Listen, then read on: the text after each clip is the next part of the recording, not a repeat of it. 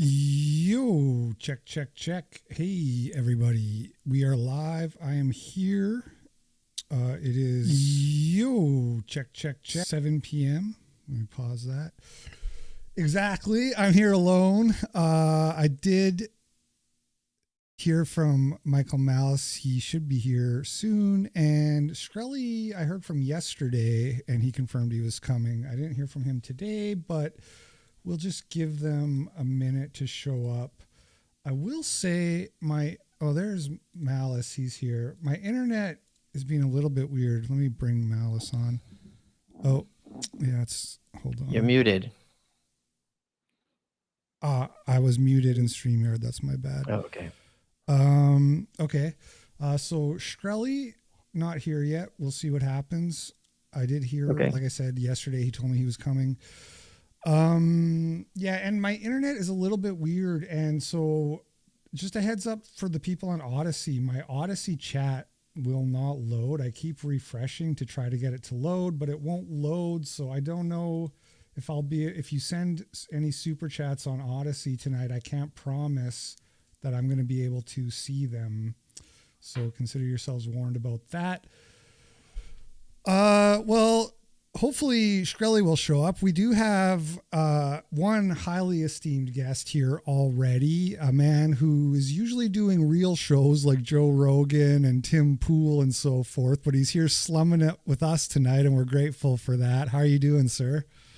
I'm really excited to be in the same space with Martin Shkreli, not going to lie. Yeah, hopefully he shows up. Let me check. There was a lot of excitement in the chat too for Shkreli, I saw. Yeah, I can't compete with him. Yeah, I don't know. All we can do is hope he shows up. He is I gotta say, I was a little bit concerned because he's kind of an enigma, Shkreli. He's kind of, you don't know how serious he is. Is he trolling you? He was sort of aloof in the DMs, but he said yes. He said he would come, so we'll see, I guess. I don't know if I can hold my own in a conversation for over an hour. Well, the good news is a lot of this show we just watch video clips together, so it goes by fairly quickly. Maybe we'll just, the good news is a lot of that. Okay. Maybe we'll just get into it and hope he shows up, because I don't know how much waiting around here we want to do. So yeah, so this show, I do a show where I compile a bunch of video clips, and then in this show I kind of select a handful of them for us to watch together and comment on. So if you want to talk, just start talking. I can pause the video or wait for the clip to end. Okay, cool. Yeah. This is from Canada. This is the House of Parliament in Canada. And let's hear what they're up to. In the wake of an Oscar win for The Whale, a horrifically discriminatory movie that uses fat suits, and don't be mistaken, a fat suit is just blackface in another context, and a storyline to paint the protagonist as grotesque. Stop right there. Blackface wasn't... This movie's not making fun of fat people. I haven't seen it, but isn't the whole point of this movie to present this character in a very sympathetic and positive light? Nor is it a caricature, right? It's not like he's making him look like Jabba. They're trying to make him look realistic, whereas blackface is a caricature. Yes, I haven't seen the movie either, unfortunately, but I think what you're saying is probably correct. And the other thing is, if I can put on my libtard hat, making fun of black people in 1900 when they're being marginalized is not at all equivalent to making fun of a fatty in 2023. Well, his argument is that being fat is not a moral failing. How do you feel about that? Well, even if it's not, it's a fat person in 2020. If anyone had to ask, what would you rather be? Like in the South in 1890 and you're black, or you're fat in 2023? I mean, I don't think it's a very difficult question other than the health concerns, but even there, they're going to have a lower lifespan. I was going to say, I don't know. I don't know if I would rather be fat than black in the South. Yeah.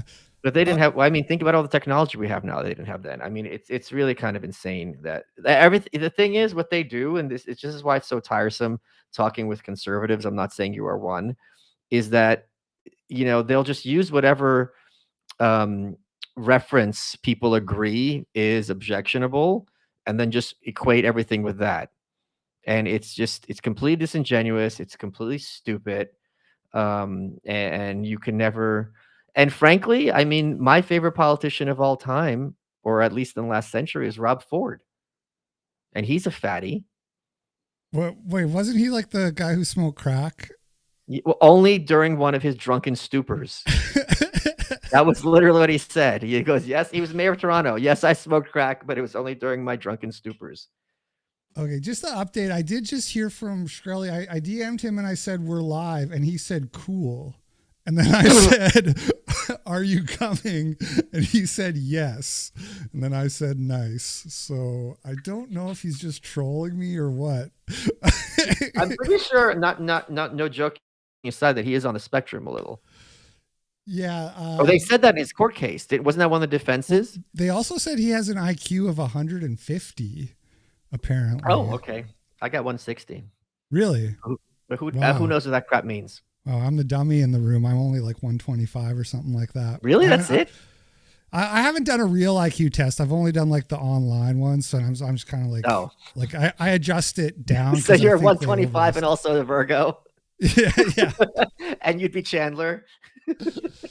It is crazy because the fat phobia thing is such a like weird fringe thing. It's weird to seeing that in a like political, in the House of Parliament, you know what I mean? It's not fat phobia if the guy is presented as a sympathetic character. It's not like, what's that movie with where she was hypnotized into being 300 pounds? You know, when Mike Myers was dating like a fat girl and he perceived her as skinny, and it was like Cameron Diaz or something. Do you know what I'm talking about? There was some movie where they're like, she's like in a fat suit. That does sound vaguely familiar. Yeah, I do. He's not vaguely. Brendan Fraser is not getting an Oscar because he's dunking on fat people. Well, okay, but what if he was like the kind of the point I'm making is that it's weird to talk about fat phobia like it's a civil, like take it like seriously as a civil rights issue. Not a thing in any context, even if you are making fun of fat people legitimately and cruelly. And I can tell everyone listening to this, if you're bored some weekend or some late night, go to YouTube and watch fat people getting injured compilations. And I promise you, it'll make the time fly by, because watching them slip on ice is something to behold. Or the little kid in the roller coaster. It's really epic content. No, definitely. I put clips like that into my show too. I don't have any like that here, but yeah, it's just pitiful. It's well beyond time. We talk about fat phobia. We talk about racism, homophobia, transphobia, ableism, Oh shit! Hold on. Oh boy. Hello, sir. Hi, sorry I'm late. Yeah, no worries. I was sweating a little bit just because everybody is so excited for you, and they're thinking I'm trolling them and like I'm just catfishing them with this thumbnail. But here he is, everybody, the man himself, Pharma Bro. Perhaps our first convicted felon as a guest on the Progress Report. I'm not totally sure about that, but hopefully not the last. Yeah, hopefully not the last. Yeah, thanks for being here. How are you doing? Great, thanks for having me. I just want to make sure my audio is okay. Yeah, usually I mostly invite people who are known for sort of like political or cultural commentary, but I know you've done some live streaming. I've caught bits and pieces of your live streams here and there, and you seem like an interesting guy. So it'll be nice to hear a more normie perspective, if I can use that word. Maybe normie. That's not the right word. Shkreli the normie. No, you're as terminally like online as the rest of us. He's just like you and me. Nice. Anyway, I'll just finish playing this clip and sexism, but we don't address the systemic oppression that affects people who live in large bodies. Fat phobia is the implicit and explicit bias that is rooted in a sense of blame and presumed moral failing. Being fat is highly stigmatized in culture. Anti-fatness is intrinsically linked to anti-blackness, racism, classism, misogyny, and many other systems of oppression. Oh my God! Yeah, so that's the Canadian Parliament, Martin, and just so you have the full context there. That was the House of Parliament where they debate, social issues, laws, and so forth for the Canadian public. And I guess the question is fat phobia a legitimate civil rights issue that should be debated in those kinds of contexts? I don't want to monopolize the conversation, but I'll definitely kick it off. I have a lot of opinions on this stuff. So like I go back and forth just in general about like, do I want to be politically active or just kind of keep my mouth closed and do my business stuff, which, the more I do one, the more it hurts the other. And right. It's really difficult to kind of like, want to do both. But I mean, just having a background in like biology and medicine, I will say that there are people out there that can't help but be fat, but that's a limited number of people, and I feel for those people. There's a disease called Prader-Willi syndrome where that's when they're retarded, though. It's not just being, True. There are people that do have like other illnesses, and it gets a little less clear when you're just talking about people who are just very overweight. But I've met so many people that struggle with it. I feel for them. There is a new drug, as you guys know, that's just like, I had dinner with these three beautiful skinny girls the other a couple days ago, and they're all on Ozempic. Humble brag. They're all like, they don't need it. They're all really skinny, but they're all on Ozempic anyway. Yeah, I heard a little bit about that. It's like there's just a pill you take and it makes you lose weight. Is it just like speed, or how does that work? Do you understand the science behind that? It's awesome stuff. It causes them to miscarry. It's just that, it's creating a two-tier system of people that can afford to be skinny and people that can't, or have to do it the old-fashioned way and just work out. Or not eat. It's really easy for poor people to be thin historically. What are you talking about?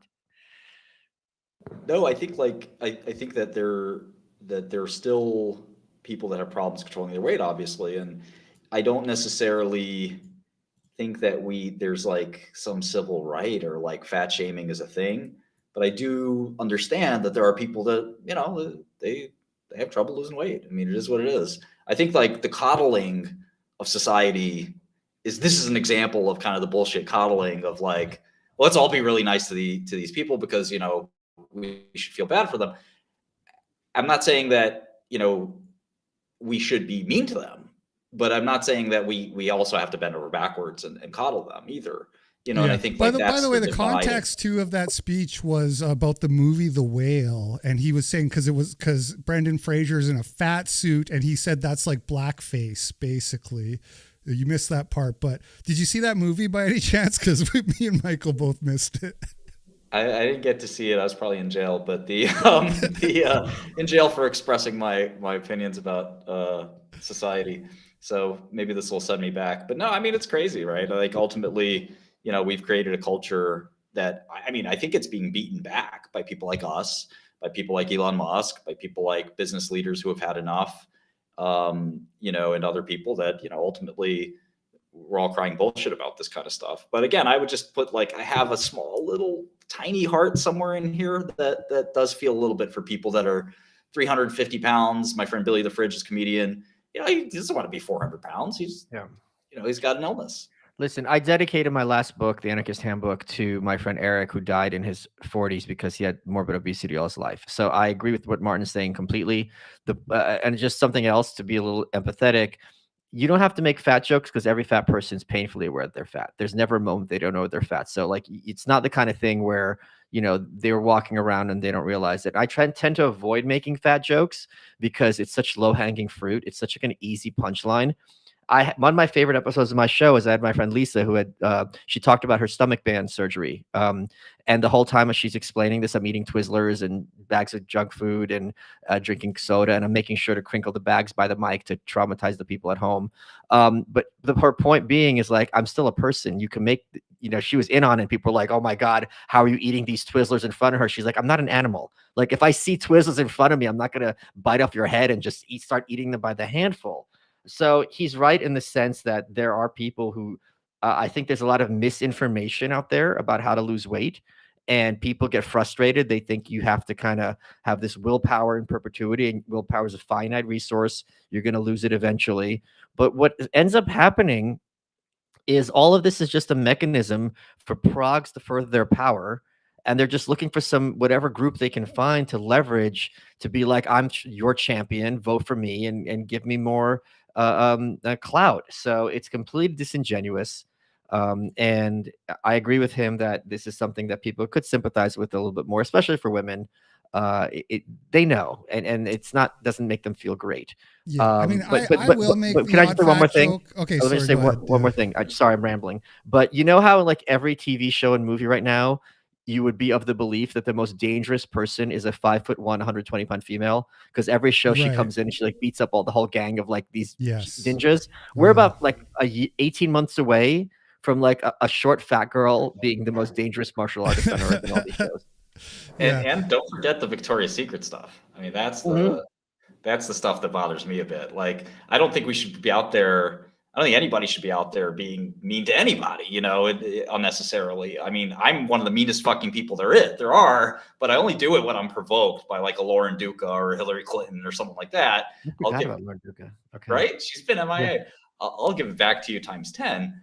The problem is like, so I don't go out there and just making fun of fat people, but I'm not asking for a Victoria's Secret show of fat women either. And it's like, I think that's kind of the distinction of drawing between like practical, like, practical societal complaints of like, hey, I didn't ask for this inclusion. Like I want my Victoria's Secret show and my fashion show and let the covers of magazines not to be Lizzo. Right. And, that's the big difference between being practical and reasonable and then having the shit shoved down your throat, the wokeism stuff. Yeah, it's one thing to say we're not going to like be cruel to you. It's another thing to say we're going to glorify this condition. We're going to pretend like there's nothing wrong with it, that it's healthy and fine and normal. That's actually a really dangerous message. But I don't want to spend the whole show talking about the fat thing. We actually got a whole bunch of clips here. So hold on. But what's the appeal of Victoria's Secret is diabetes? What's that? I said, what's the appeal of Victoria's Secret is that she has diabetes. The appeal is that she has diabetes? Yeah, if they're all 250. That is the appeal, or are you saying what's the appeal? Yeah, what's the appeal? Like if you have all these Victoria's Secret models and they're all 300 pounds and, have at least type 2, whichever the one you don't inherit, that's not, I mean, who are they selling to? Yeah, very little. I think they've kind of dialed that back a little bit, but I'm not sure. Anyway, let's watch the next clip here. I don't even remember what this is. I imagine her to have curly hair like me and a similar skin color. I remember my grandmother saying to me, I don't care what they tell you in school, Cleopatra was black. She has become an icon. I am a god, queen of kings. Her story resonates with every woman. Okay, so a little bit of added content. This is like a new Netflix docu-series, so it's like a dramatized documentary, and people in Egypt are very upset about this because the main thrust of the show, at least from some of the marketing, seems to be that Cleopatra was black. They talk about that in the trailer, like she's black. And they actually had like a change.org petition for Netflix to like cancel the show because general consensus is that Cleopatra was like a kind of Greek Mediterranean. She was a Ptolemy. She wasn't even an Egyptian. Right, exactly. And but the change petition, it had like hundreds of thousands, or it had like tens of thousands of signatures, and it got taken down for being like hate speech or something. Actually an act of violence. Yeah, and then the last little added bit of context is that then in Egypt, they started like review bombing Netflix. So if you look at Netflix in the app stores in Egypt now, it'll have like 1 star because they just like everybody just like gave it like a 1-star review. They take that stuff surprisingly seriously over there, which is funny because she wasn't even, because they're kind of like, you know, brown Arabic type people in Egypt now. They're not even the same as what Cleopatra was, but I can understand just like wanting people to respect your history, you know? Yeah, and they had Abyssinians as slaves. We know they had colored paint. They left scrolls. We know exactly what color these people were. But I think even worse example was that Anne Boleyn, where they just literally just had an African American actress. I think she's literally African American playing her. I'm not sure that's worse though, because at least everybody understands that that's not supposed to be taken seriously. I think that's the one. Everyone understands anything. Well, I shouldn't say everybody understands, but I think most people probably know that Anne Boleyn wasn't black, whereas a lot of people do think Cleopatra was black. And it's very funny because this was like a joke 10 years ago. There was this We Was Kangs meme of making fun of black people talking about how they built the pyramids or now. And now it's like fast forward 10 years later and they're making Netflix docuseries about this. Well, I think what happened is after the civil rights movement, which was the great big moral victory for the left, was all right, we need to have desegregation. And this been going on now for over 60 years or for whatever, how many years. And it's like they're just running out of places to desegregate. So let's go back to history and we need more African Americans in history. I think it's literally what it is. Right. Like, you know, it's funny. Black culture is something that Black people have a lot to be proud of. Like, for example, there's this one chemist who really against all odds built it's my field, so I know a little bit about this, built a pharmaceutical company. And his name was Percy Julian. And this guy was like such a fucking great dude. Like he invented new ways to make all kinds of great new medicines, made, I think, some of the first steroids in bulk. And he basically was like, had this all white, industry, had it like, had this huge position in it. And nobody ever says anything about this guy, right? It's like, there's no interest in actually promoting this dude. Or for example, in modern times, the CEO of Merck, one of the most successful companies ever in America and in the world, is a Black dude named Ken Frazier. He just stepped down after a great run. And like this interest in like promoting dudes like that is like, it's very weird. In media, there isn't a lot of interest in sort of pointing to the Black leaders that like one can really get behind. And instead you sort of have this like force fitting, like you said, of like putting like culture artificially in places where it doesn't need to be. There's plenty of Black stuff to be proud of, but it's really not like something that media companies like want to do. They want to make it so this sort of artificial shoving, square pegs in round holes. Yeah, even that Woman King movie that came out, which was like about African history, but they kind of twisted the history around to make it more appealing to modern sensibilities, where it was like they were fighting the European slavers instead of the reality was they were slavers. But it's like historical fiction. Yeah. A guy who had been one of the main people running memes against me in 2016. But he went from that to running a very deliberate effort to mislead people about this fucking boomer. I love running memes against me. How do you run a meme? The fuck you talking? You know how she was saying how Putin bought ads on the dark web? I think she literally thinks it's some kind of black market because of the name where you could buy these the darkweb.com ads and then make everyone see them. Yeah, darkweb.com. You didn't tell me there'd be Hillary here tonight. I'm really pissed off. I'm having like this PTSD flashback moment. Like I feel like it was a Nam. Like you just didn't tell me this was going to happen. What's the deal with you and Hillary? Because you mentioned her earlier when you were bringing up like, oh, if I really hate someone like Hillary, what? Well, I told this joke that she was a lizard person, and I found myself in jail the next day. It was really terrible. I had my bail revoked because I said, I'm sure you might remember this was like 7 years ago, but I said that Hillary was a lizard person, and that because I know how to do genetic analysis, if I just got a thread of her hair, I'd be able to prove she was a lizard. And then I said, if somebody can get me a thread, a lock of her hair, I'll pay $5,000 for it. And the judge said that I was threatening her life. And I was in bars the next day. It was terrible. I actually didn't know that. That's crazy. Yeah. I call her America's mother-in-law.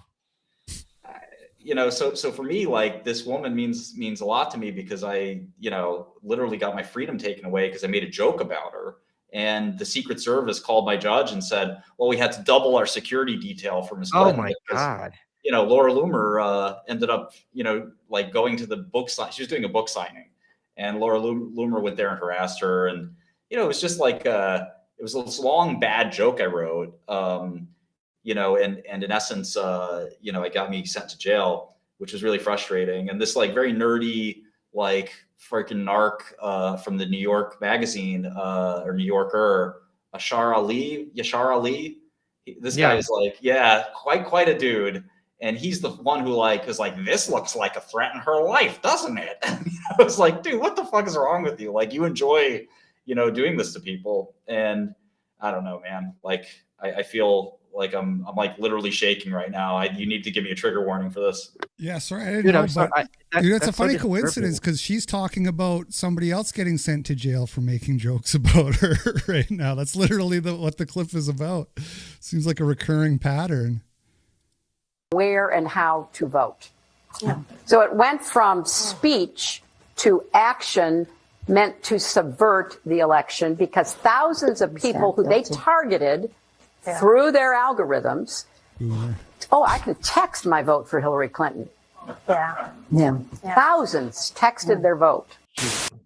Yeah, so she's talking about Douglas Mackey or McKay or whatever, who the Ricky Vaughn guy on Twitter who made these memes, hey, text to votes, skip the lines, and they put him in jail. Or he's convicted. I'm not sure if he's actually in jail right now, but they convicted him. They convicted him. He's facing 0 to 10. I have some personal experience here. I don't think he's going to get much time. So the media is going a little out of control with the whole, he's going to get 10 years. Like, I bet you he'll get a slap on the wrist. Martin, don't you think they're going out of control because they want to make an example out of him to get everyone? That's the megaphone, right? Oh, forget it. I mean, I'm so outraged by this. Like, I saw he went to the same courthouse I did. It's like the most liberal courthouse in the country. And in Texas, they would just laugh at you and be like, are you kidding? Like, this ain't a fucking crime. And we have a state and a city here that's got a lot of fucking crime right now. New York's the most dangerous it's ever been. Of course, I love it, but the average person, has got problems navigating New York subways and the amount of drugs we have. We got people shooting up heroin right in the street. I mean, it's a terrible, situation here. So what crime do you want to prosecute? The guy who's running memes? Is that the fucking crime of the century that we got to devote FBI resources to? Crimes are only punished when those are a threat to those in power, as the riots demonstrated. I've been a New Yorker all my life. I'm only learning how to drive this week. So, I hear what you're talking about. And one of the reasons was I remembered what I went to high school, as Giuliani became mayor, and I vividly remembered what it was like before. And I saw it really creeping back. And it was really funny. I had a tweet where I pointed out that I saw now 2 people in 1 week smoking on the train. And I go, I know how this avalanche is a snowball effect. And everyone laughed at me like, oh, you anarchist, you're bothered by smoking on the train. I'm like, I know how it goes, though. It's not like, oh, there's 2 people smoking, there's 4 people smoking. It's that there's 2 people smoking and then there's going to be murders and rapes because they very much see that no one's doing anything about this very brazen but minor infraction. And that, of course, did end up happening. So I'm very glad that I could be here in Austin packing. I came out of prison and didn't think I could be like more lowbrow. So I take the subway.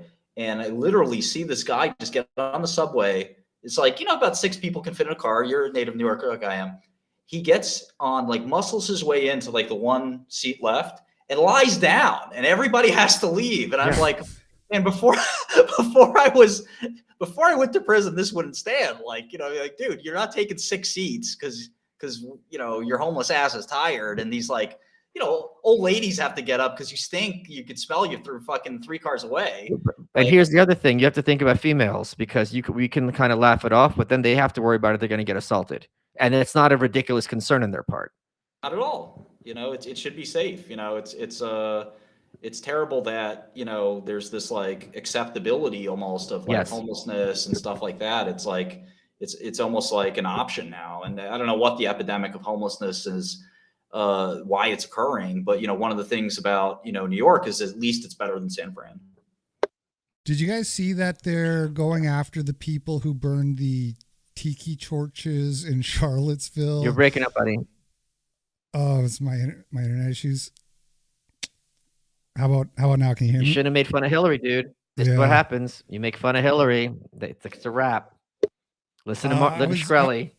I was just saying they're going after the people who were burning tiki torches in Charlottesville. They're trying to charge them with like burning with intent to intimidate. No. And there's no statute serious? of limitations on that. So, because this was 6 years joking? ago, 2017.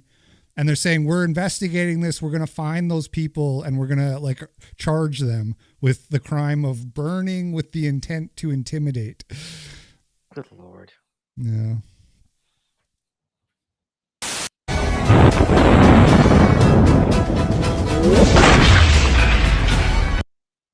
That's what the AR, what is it called? AR-17. I can't remember. Was it AR-14? One bullet. That's what the machine gun does to the human body. Slam cam replay, just lefts and rights all night here. Chris was constantly moving onto Willie. So this is Chris Raygun, a YouTuber, getting rocked at Creator Clash. I wanted to throw this in just because I put out a video predicting he was going to get absolutely destroyed. I don't know if you guys know the context around this or the drama, but so this is iDubbbz's boxing event for YouTubers. And Chris Raygun, the little white guy there, he was supposed to fight another little white guy named Froggy Fresh. But Froggy Fresh made a joke about the fact that iDubbbz's girlfriend has an OnlyFans. And so they kicked him out of the event and they replaced him last minute with a guy who is like 6 inches taller and 15 pounds heavier, who just kind of slapped Raygun around. Why did Chris do it? This is what I'm going to do to that bitch Destiny. I don't know if you guys know him. I know Destiny. Do you not like Destiny? Because I don't like him either. Nice. He'll knock his head off if he ever wants to box. Oh, Destiny. The gauntlet has been thrown down. How do you respond, Destiny? Yeah, celebrity boxing. Wait, can I ask Martin a question? Martin, do you have charity, Destiny? I'm not trying to get too specific, but do you actually have like money to pay rent and all that? They didn't just clean you out? Yeah, dude, come on. I don't know. How, listen. If I went against the feds and I was on the face of every newspaper and magazine and they want to make an example out of me, I can see them very easily being really. It's interesting. They only got me for $8 million, which is relatively small. The issue is I'm now facing is this Federal Trade Commission, which is run by a young woman named Lena Khan, who believes any American success should be basically stopped in its tracks and broken up. She wants to break up every single company in America, basically. And it's really disgusting. And I'm in some litigation with them. That's kind of my bigger issue right now. The feds were it was definitely for a crime that really didn't happen. It's pretty severe punishment. So it's kind of relative basis. Like, it could have been worse, but the Federal Trade Commission is the kind of current enemy. And I'm relying kind of on the appeals court and Supreme Court, quite frankly, to fix that. But that's a whole other story. But yeah, Destiny can get it. He'd be the first bisexual boxer, I think. So we'll see if I don't know. I think his wife would probably stand a better chance. So we'll see. Oh, Destiny! He's gonna take that.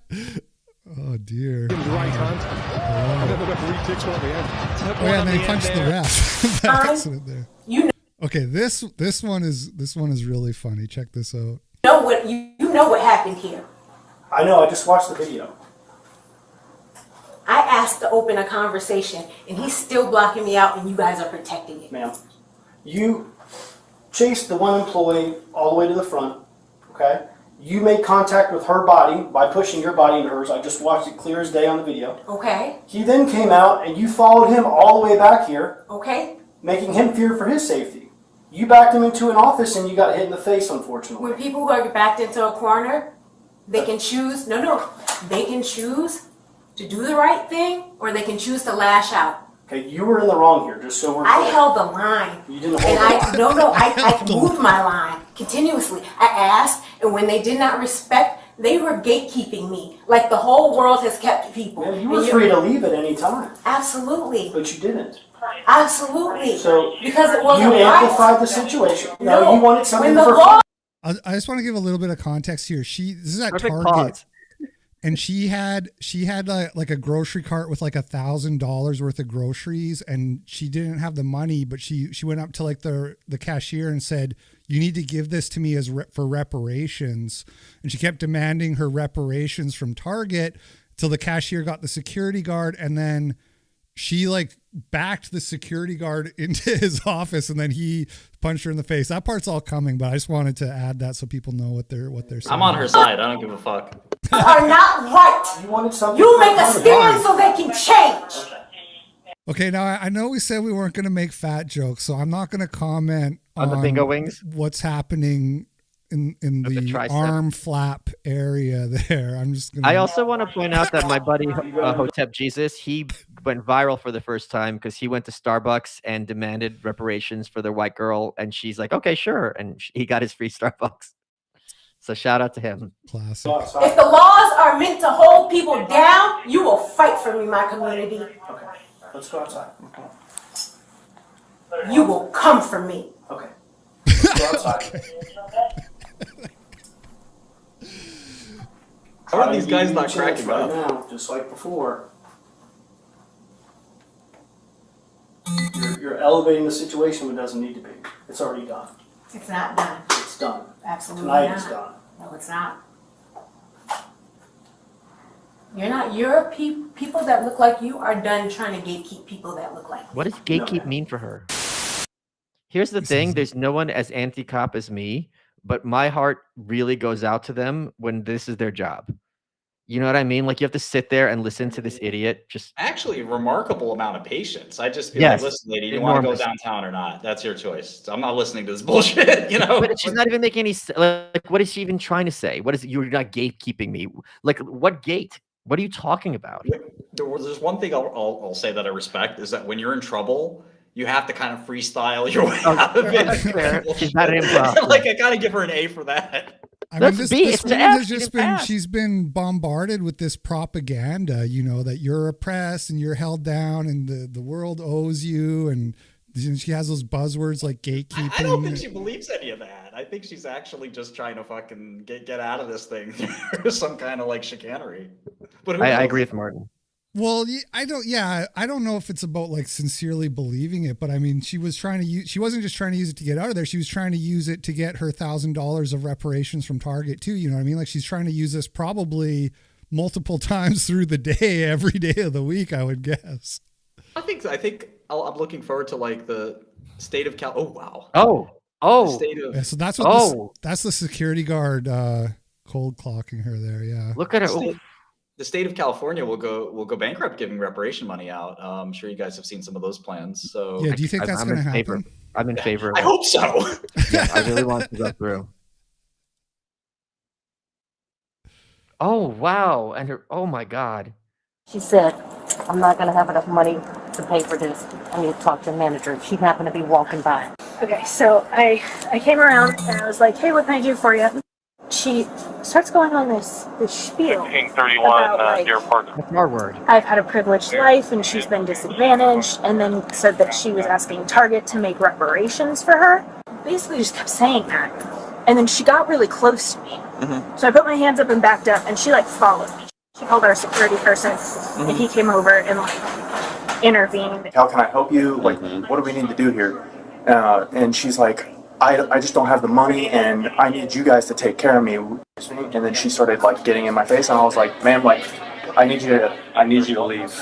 Like, you need to leave, or I'm gonna call the cops. And she's like, we'll call the cops. And so she started like she kept on coming at me, and I backed up all the way up into my office. And I tried to close the door, and she's like, oh, you're not gonna leave. And then I tried to close it, but she like powered her way through and came into my office. And then like I tried to back up a little bit more, but I was already in an enclosed space, so I just hit her.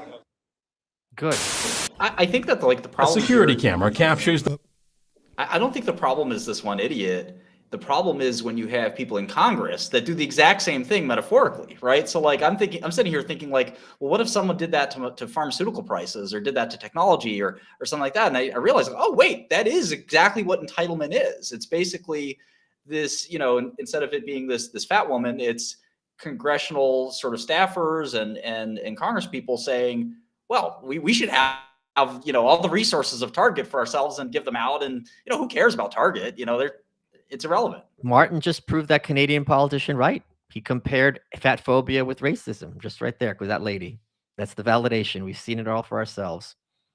Just the She's mass probably scale equivalent of entitlement. Yeah. Thieves early last Monday stole that camera, along with tools from a home being rehabbed. The real estate broker saw the whole thing. Somebody picked up the camera and was like, what is this? And then they bagged it. Because the house was vacant after the burglars kicked the front door open here, they spent some time inside, but it's what happened later that could ultimately lead to their arrest. Wait, pause for a second.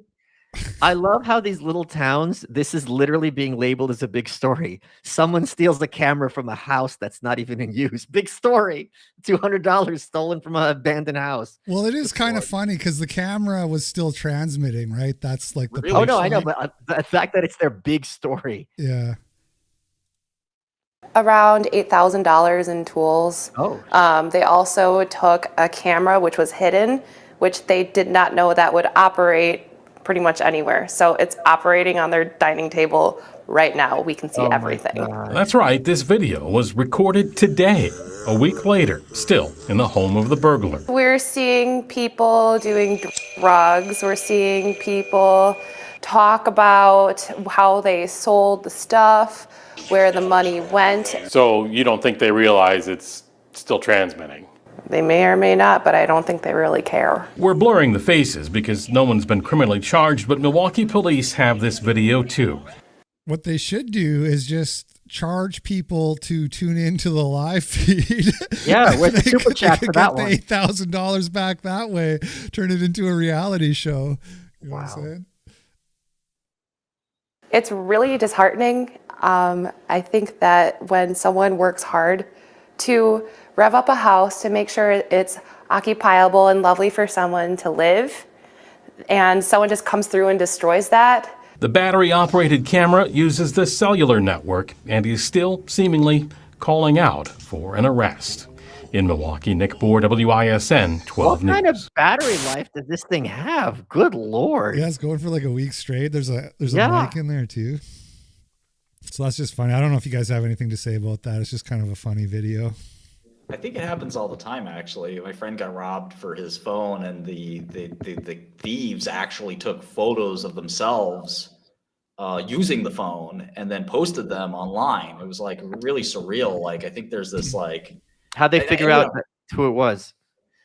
I don't know exactly what my friend did, but I think, the point I guess I'm making is that, and having been in prison for 5 years, like, you eventually see people just give up on life. Like they don't give a fuck. Like Right. And you could see there like that these people are getting high. Like they figure they're going to, probably prison at some point, or they'll be dead at some point. It's just, how do I get through the next 72 hours? Yeah, they don't think long term. It's just living in the moment in a quite literal way. And the sad part is like that there's seemingly more and more people like that. And I don't know what the answer is or what. Like it's I don't know sad. that there's more and more people so much as there's more and more cameras so we can see them all. Back in the day, you're not going to see them on a sitcom or on the news. The corporate press will pretend they don't exist. And now you're like, wait a minute, there's a lot of them. And it's one of the big problems with democracy. It's both a little bit. There's just objectively more people too, right? So there's going to be more of that. Did I get into Harvard? Oh, No! Come on, just give me something, guys. No. Did I get in Columbia? Dude, I must have done something seriously wrong. Is a 5.9 Did I GPA get into good? Stanford University? You guys think I got into MIT? I think we got it. I did get rejected from MIT. Did I get into Duke University? No. I gotta get into one of these, dude. Did I get in to Rice University? Wow, guys. This tab was leaking my address. Oh, crap. Oh, shit. I was shaking. I was like, oh my gosh, like this. And I was like, this might be 8 out of 8. And I clicked it and it said congratulations. And I was like, oh my goodness. And then I was like, what did I say? Getting into even one of the nation's selective Ivy League colleges is a dream. But 17-year-old Quasi Enan got into all 8 of them. I was like, there's no way. Someone has to say no, because that just doesn't happen. And then, Harvard came in, that was the last one, and I was like, well, I guess it happened. Great story for you. You're about to meet a New York whiz kid who has been accepted to every college he applied to, including all 8 Ivy League schools, and now all he has to do is choose. Harold Eke is a senior at Elmont Memorial High School. He joins us live now. Congratulations. I assume a 5.09 GPA is pretty good, right? Do you guys out of 10? Yeah, I mean, I'm categorizing this as a psyop. Like, at the end of the day, I do know that this kind of stuff happens, but we don't know anything about that kid. We don't know if he actually had a 5.09. I don't even know what a 5.09 is. I thought GPAs went up to 4. I know you can get extra, but ACT, where's the SAT? There's a lot of questions here. Like, we don't have a side-by-side scientific answer here. So sorry. This just looks like, this is how you get like tricked, in my opinion. That you could easily reverse this. And that's a good point. It's supposed to cap at 4. And he could have blown every single interview. That's the other thing. That interview is not nothing. It's not college here. Look, we all know that there's different standards for different demographics to get into schools, including income and things like if your parents went to college, so on and so forth.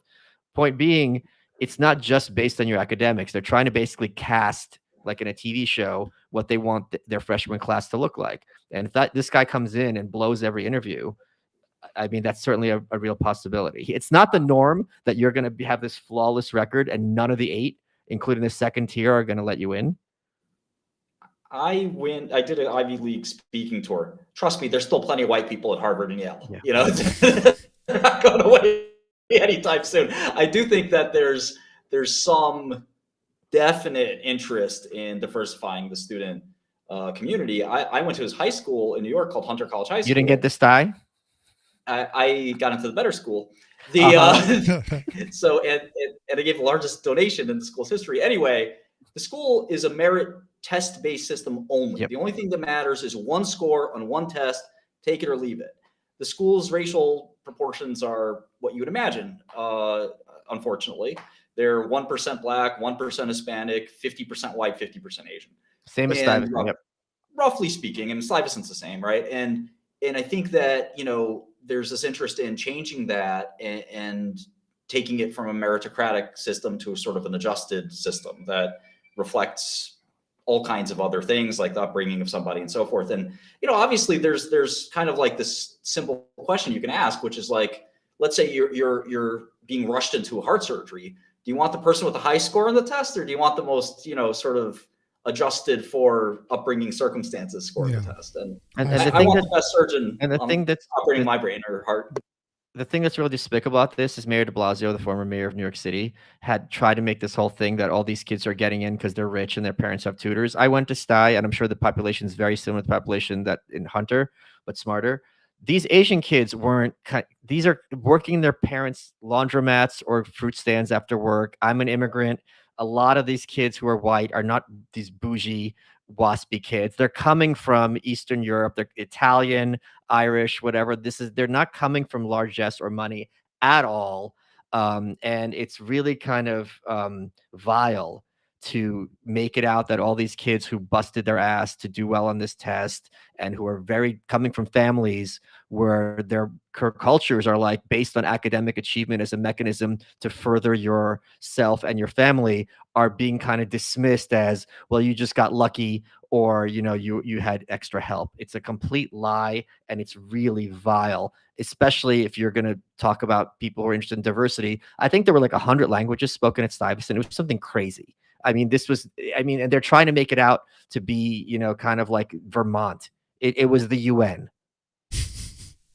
Yeah, and you see it in UCLA and other schools where Asians are now being discriminated against, which is Yes. funny because I always thought they were a minority. And you know, it's really a tricky place to be for affirmative action because you have the wealthiest race or the highest earning race in America are Asians. You know, whites are no longer number one. You know, they're no longer number two, you know, depending on how you define Asian.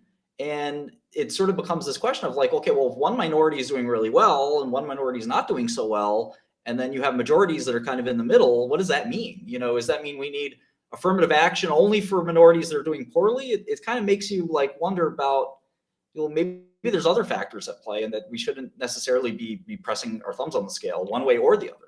And there's a lawsuit or two, I think they're combining them from the Supreme Court right now by Asian students who are feeling discriminated against at the Ivy Leagues. And if there's one thing Clarence Thomas wants, like this has been his life's goal, is to eliminate racial set-asides and racial preferences in situations like this. He's been champing at the bit for literally decades. So it's going to be very interesting to see how this plays out. If there's one thing the left wants, it's to get rid of Clarence Thomas. What's going on with this rain? This is not conducive for a pride party. Bitch, we got up in the morning and it was just pouring. You can't rain on can we our pause parade? this? I got I'm so into glad we're not. this one right here on Twitter, the one by talking, Trinity the Tuck. She spoiled the season. I called her out on it and she flipped her shit. It was really funny. Wait, say again. You know this person? No, on Twitter, I went after this one right here in the middle with the Jack Daniels t-shirt. Okay. And she tried to clap back, but it was very, very funny. Is it you're saying she? Is that even? These are drag queens. These are all drag queens. But so they use those? They use she as when they're in character. You know what I mean? Like it's right. Yeah, I'm like legitimately asking. Like I don't know. Yeah. Okay. And drag and heels and wigs right now. Can you imagine in like the weather being so bad and just makeup and hair? Oh, that would be. That's what is it? So what did you say? Because she said, "Oh, who's doing well this season? I think it's going to be these two in the finals." And I said, "You're spoiling this season more because the season's already been filmed." And you knew who the finalists were if you looked online. Right. You're spoiling the season more than Pandora Box spoils every episode she's in. That's another queen who's just absolutely talentless and terrible. And like, I'm not spoiling it, blah, blah, blah. And like just this whole big clapback, but it was really kind of funny because they can get a lot of trouble for spoiling shit. Right. You're talking about RuPaul's Drag Race, right? Yeah. Okay.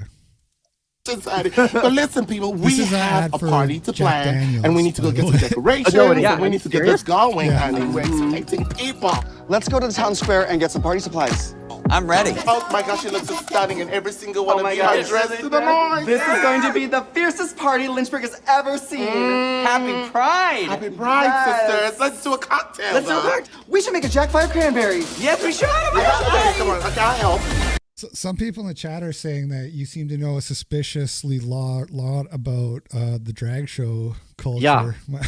It's a great way to figure out what people are going to be saying in 5 years in mainstream culture. That's where culture permeates from. It goes from the margins to the mainstream. By the way, there was a little subtle reference in there that no one picked up, but the people watching it would, because a lot of what they do is works on code switching, right? So they'll send little cues that some people in the know will pick up. There's something called handkerchief code, where you wear a handkerchief to say what you're into. And that one had a red handkerchief, which means fisting. Wow. So they're like trying to be subversive with Jack Daniels, and no one would pick up on it unless you know what to look for. Right. My question is who watches this stuff? How could you fund a show like this knowing that most people would not want to watch this? It's like like I'm just curious, like who makes up the viewership? Huge. The show is absolutely huge. And Is it? wins, Do you know if the ratings are huge? Yeah, it's like millions. I think RuPaul's Drag Race is a very popular show. It's on MTV now. Yeah. Yeah. Drag culture is really popular, strangely enough. But the Bud Light thing just happened, which is why this is so kind of relevant and topical. There's a big backlash against Bud Light for having this trans spokesperson. You got Jack Daniels having drag queen spokespeople. I saw something, I can't remember exactly what it's called. I should have looked it up, but somebody was saying that there's a thing that is kind of like ESG, but more for like social issues. So where ESG is like, if your company has like a green rating, from my understanding, this thing, there's like another thing that's like, is your company progressive essentially?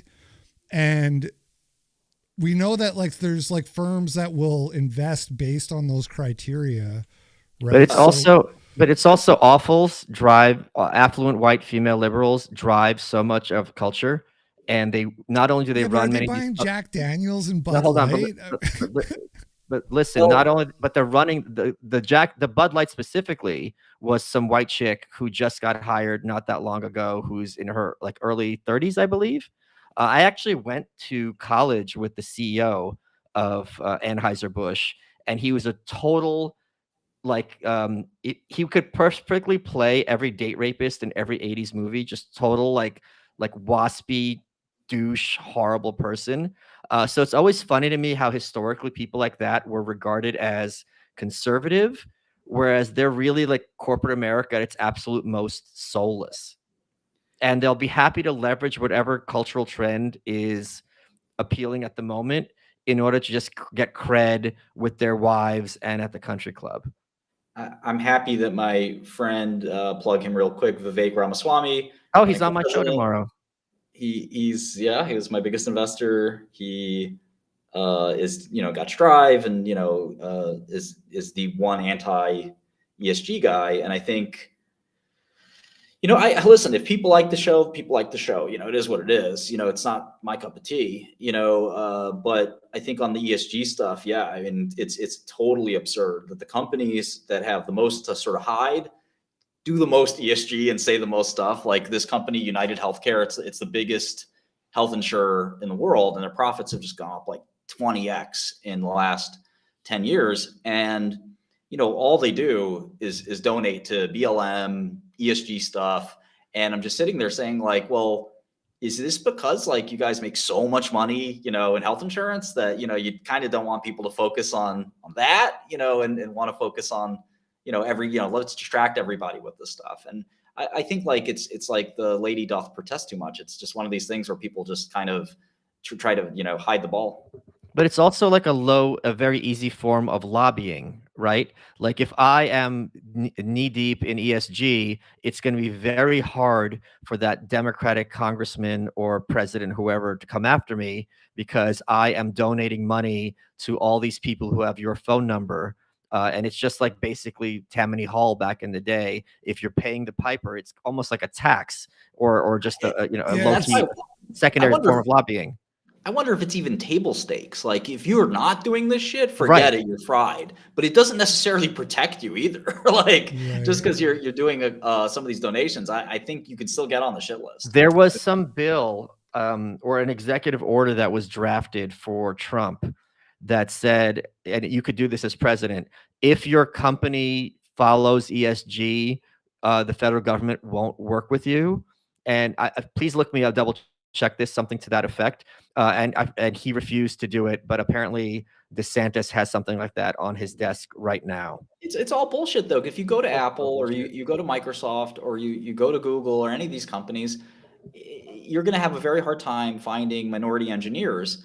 And ultimately, these are the companies again that will be the loudest about making sure that they fake it or things like that. And people that like say, one of my friends is a top brass at JP Morgan, like, they say we're all ESG'd out, but we just laugh at it. Like, it's internally, when we actually have meetings and talk about it, it's all like, yeah, whatever. We're doing this for show. And it's nothing to do with reality. It's all Martin, it was like think about the BLM riots when the CrossFit guy was like, we're not talking about BLM, we're like a fitness organization. He got fired, right? So at a certain point, if something is what corporate America is deciding is the trend of the moment, and you're the outlier, corporations, and I'd love to hear your thoughts on this if I'm incorrect, it's very dangerous for that one corporation to be the outlier when it comes to issues like this, because right away, that's how it's like an infection. Now you know which cell is a rogue cell and who to swarm. Is that not been your experience? Of course, no, that's exactly right. I mean, I stood up for the right for a company to price its product how it sees fit. It's maybe not a God-given right, but it's an American right that if you want to price your product really high or really low, to price its product how it sees fit. It's your choice. It's your company. Who's maybe able to tell you if you wanted to slap $1,000 price on this live stream? I'm not sure you'd have many viewers, but it's your choice. nobody's and been that's saying also no. and that's also a big signal now for investors to fund your competitors, because like, wait a minute, if they're getting $1,000 a pill, why are we investing in real estate or Jack Daniels? This is where the highest ROI is going to be. So the market adjusts itself for that very, very quickly, and that's a huge signal to investors. They're like, holy crap, this is money on the table for us. I did want to comment on what you said about the donations, because it came out too that Bud Light is a very large donator to the GOP. Yeah, and Trump Jr. came out and again. that's exactly what I was going to say. Don Jr. came out and said, "Hey, end the boycott," which he got a lot of backlash. So there's a lot of kind of like ins and outs of the way these mechanics work, right? That's more than just meets the eye, but a lot of people upset with Don Jr. over that. Stanford is like this liberal bastion, right? And Stanford just elected as student body government this like bring back the jocks and like frats party, basically, that like swept all of the like woke kind of progressive, like this is just a student election. But I think in Stanford, which is like super woke, super liberal, like I think it's a really good sign. Like I think all the stuff we're talking about, it's sinking in. Like we're starting to win this war against wokeism, against ESG, against over PC-ness. I think I'm getting happy. Like I was really upset about it 5 years ago, but now I'm just sort of shrugging my shoulders and laughing and watching again some of the stuff going on Twitter. Some of the stuff, some of this evidence is showing up that we are winning this. It's hard to tell an entire generation to always be earnest and miserable. That literally was what it comes down to. A lot of people don't have intelligence or care about politics one way or another. But if this party, you're sitting around discussing white fragility, and in this party, everyone's getting drunk and laid, it's a lot of people are like, I'm going to go get drunk and laid. That's really what it comes down to. And for a long time, the right, social conservatives especially, were these kids with buttoned up shirts, miserable, like, don't listen to that music, don't do drugs, don't do anything. And like a lot of people were alienated from that. And now it's like, okay, we can meme Hillary Clinton. We can meme, make fun of this. I want to make fun of things. I want to have fun. And I could do it on my ass on my computer. That has a lot of appeal to a lot of, because when you're young, you're powerless. And this is a chance for you to kind of punch above your weight on social media and have fun at the expense of just really awful people who are telling you to be miserable and hate yourself. And a lot of people are like, but I don't want to hate myself. I like myself. Yeah, and there's this gender role thing where it's like, women more and more, especially over the last like 5 to 7 years, what I've noticed is they're like taking a stand. They're like, no, I want a manly man. I want a man that drinks Bud Light that doesn't have, that on the cover of it. Like I want a guy that's like a guy, and that comes with some, toxic masculinity or something like that. So be it. I kind of like that.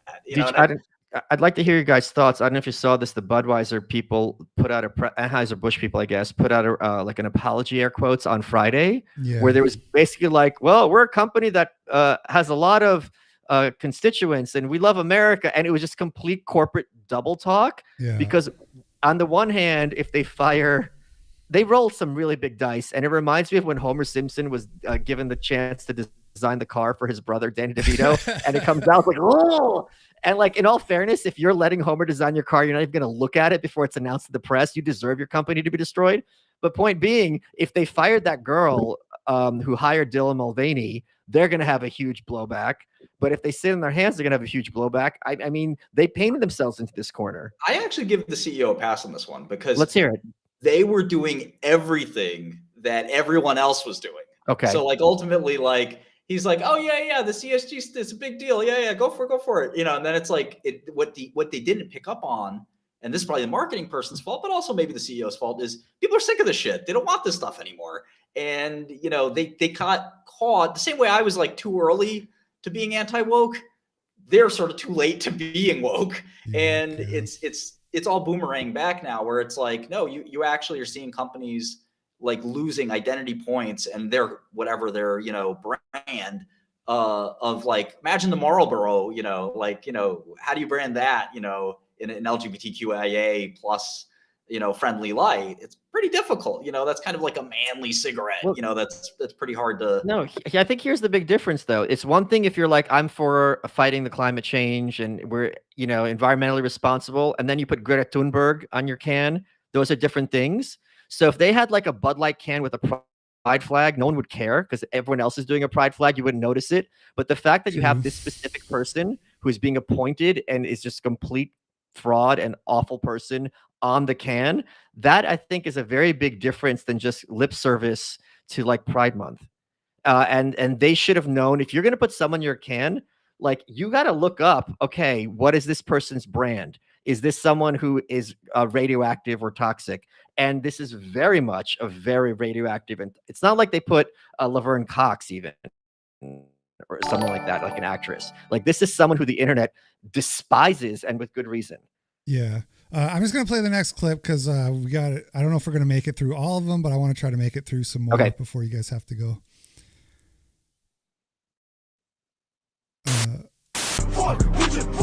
Oh yeah, Shkreli, you're a hip hop fan. You famously commissioned a Wu-Tang album. So I want to hear your thoughts on this here. Wait, did you commission it or you bought it after it was made? The latter, but this video looks great. I love this. Okay. You know this one? But I'm loving it.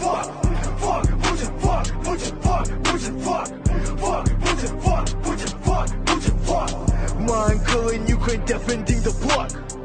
My grandpa defending village with a Glock. Oh my God, who is stressed? What the fuck? We are ready, we are strapped. Ukraine is hot. Russian soldiers waiting on our border, but we defending with machetes and the buck. Send them to the Satan, dying in the rut. We stand for freedom. This shit not a prop. You know how during times of war, leaking classified documents could be considered like an act of treason? I was wondering if maybe posting cringe should be considered treason during war times, only during war times, because it's kind of demoralizing, isn't it? They don't really know how to make rap music in any part of the world other than, basically New York City. So it's just, I forgive that. It's an attempt to do it right. But okay, here's the thing. I was born in Ukraine. I think it's very interesting that he was singing in English and not Ukrainian. Mm-hmm. So this is clearly not intended for a domestic audience. This is clearly them trying to leverage American people to further their support and be like, hey, we're trying our best, but blah, blah, Putin's bad. They're not singing Ukrainian. There's a reason for that. It's just such a strange psyop because it's like, think about all the wars in history. Did people stop to make propaganda, music videos like that? It's just such a Well, kind of Triumph of the Will. What is that? You're in the middle of a war. Lenny Riefenstahl in Hitler. Yeah, I don't know. It's not literally a music video, but it's kind of this big propaganda piece. I didn't know that. It's kind of a head scratcher. I don't know how far that will go. Anyway. Yeah, I get deep in the night.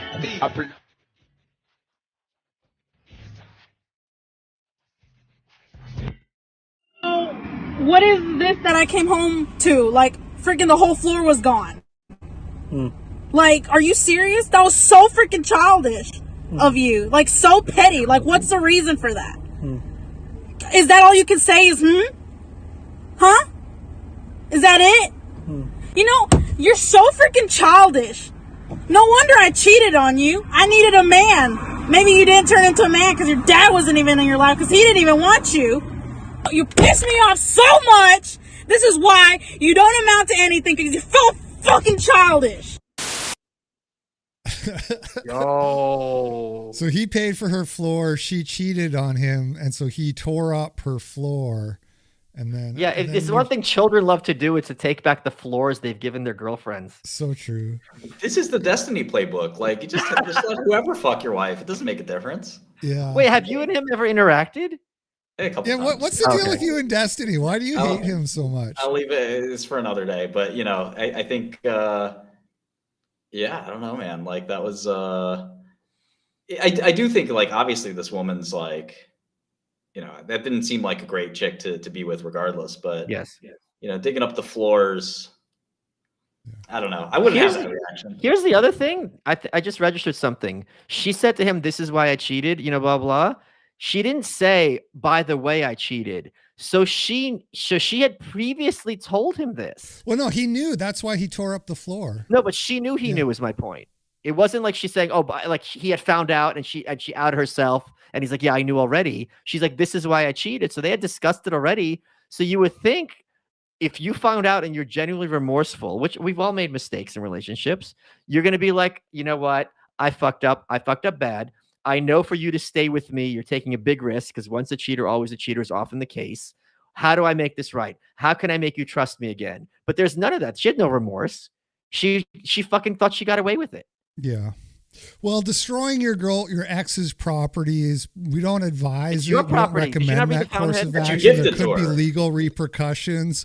But having said that, that was a very funny video. The way he's just going, it really warmed my heart watching. You know what else is funny? Like in her head. Oh, no.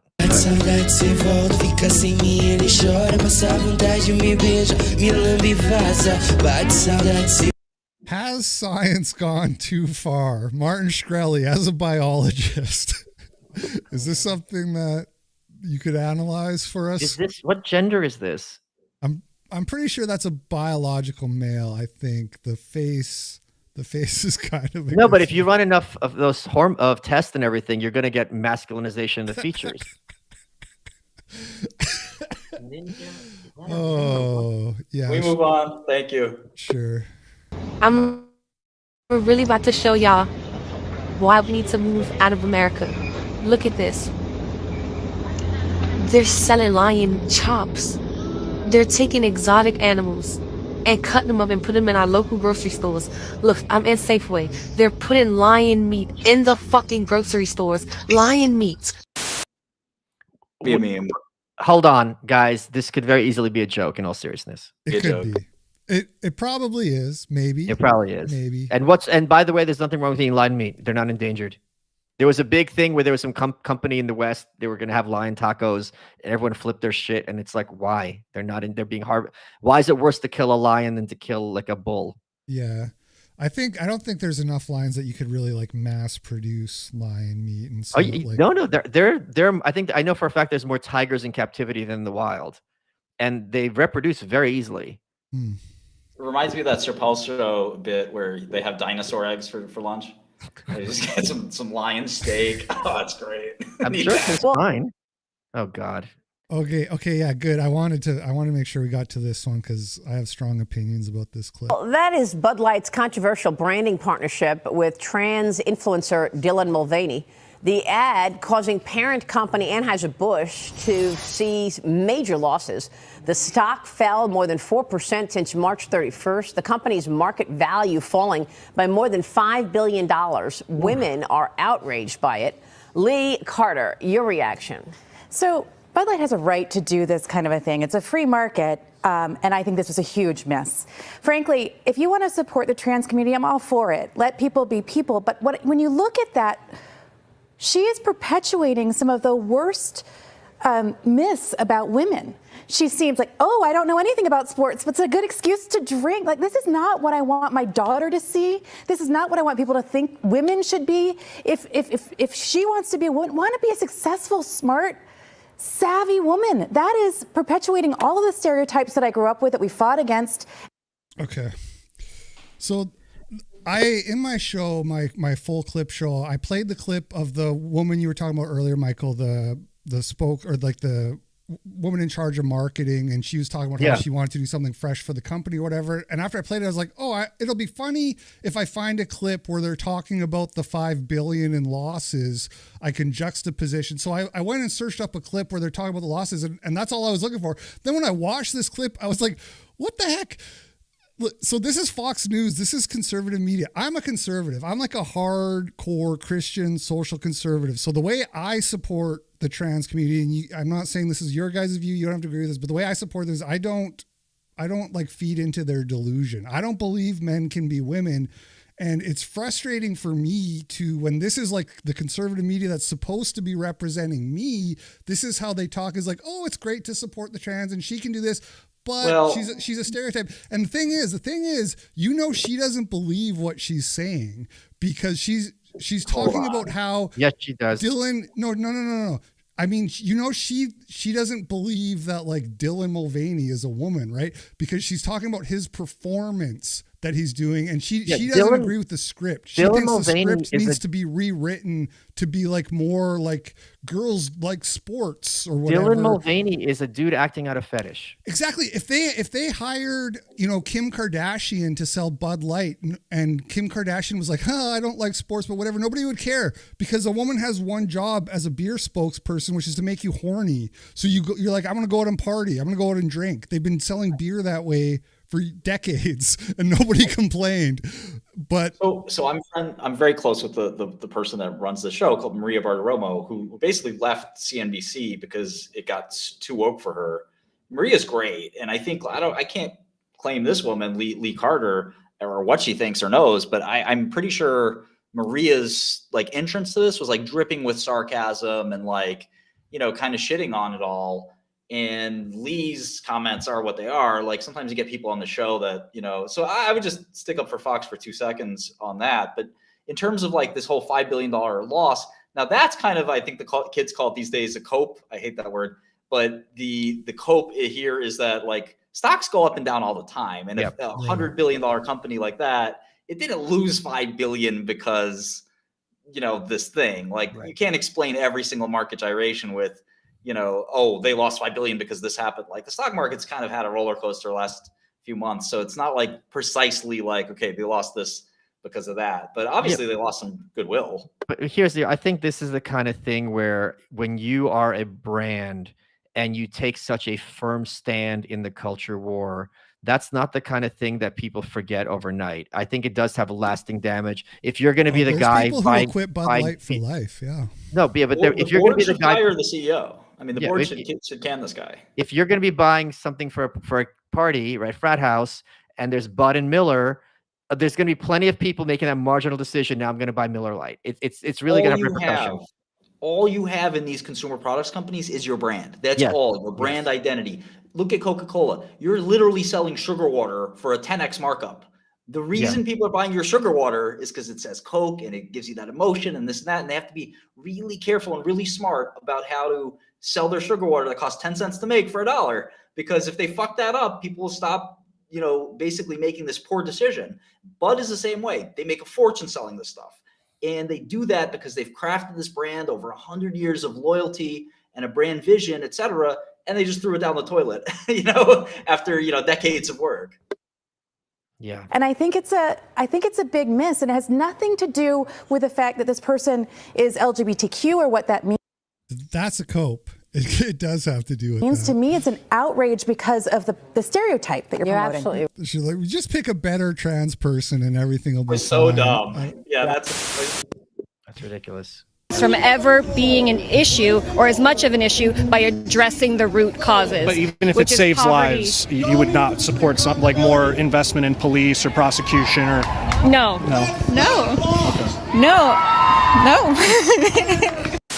What was that? So that's just a really nuanced bro clip, but he's talking to these, defund the police people, and he was just saying hypothetically, what if I showed you that having more police saved people's lives? And they were like, no, it wouldn't matter. We still wouldn't want it. Yeah, but I mean, are you surprised? There's in a certain subculture, fighting racism is more important than preserving life, right? So hiring more police in their logic means more racism. So that's a higher value than some secondary bourgeois value of property and life. So it makes perfect sense. And I think more conservatives need to appreciate that this isn't something you could sit down and have a discussion and be like, look, you guys, people's lives are being ruined. They don't care. They don't value human life. They value their ideology. Well, thankfully, that's a strong minority opinion, right? Like ultimately, you're seeing this, like even in New York and San Fran, I hope. I can't even set foot in San Fran.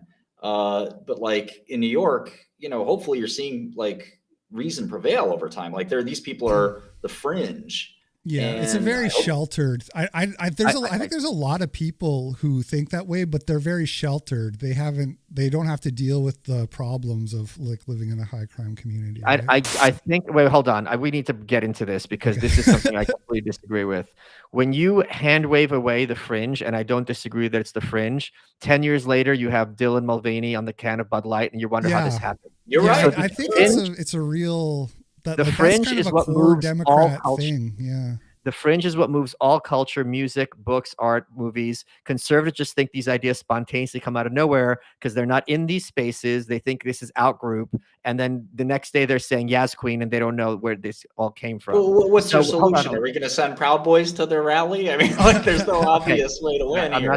I'm not, you don't have to Kathy Newman me. My point being to kind of just say that, okay, look at these crazy people. These crazy people have a lot more clout with corporate America and with high ups in both parties than I think anyone watching the stream would be comfortable with.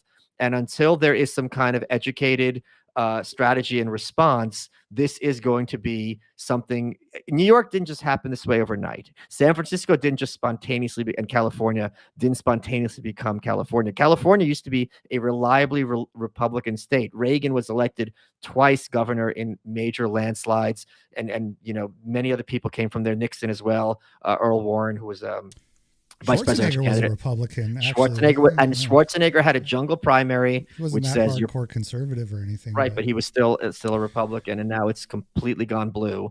So the fringe, you can mock it, and of course that's useful, but it's not the fact that it's a small number. Small numbers are what move countries and move ideas. I agree with everything you just said. I would just add that as long as the majority makes its voice heard, then the fringe is you know, sort of separated. It's when there's that vacuum and that fear of, oh, I can't say that I want my beer to be manly, then that fringe encroaches and has that ability to fill that vacuum and say, no, beer should look like this. And so I think you're right. It's just a matter of like, I mean, in Chicago, they just elected the mayor who was like super lefty, like super kind of anti-police and like pro these like low prosecution or whatever. And by the way, the last 2 days in Chicago, they've had like riots and wilding. They call it. You saw that video with the girl getting this. Yeah, I saw that video. Yeah, horrifying. So and it's and San Francisco is another kind of example of that, where these sort of like defund the police policies have been put into practice because people vote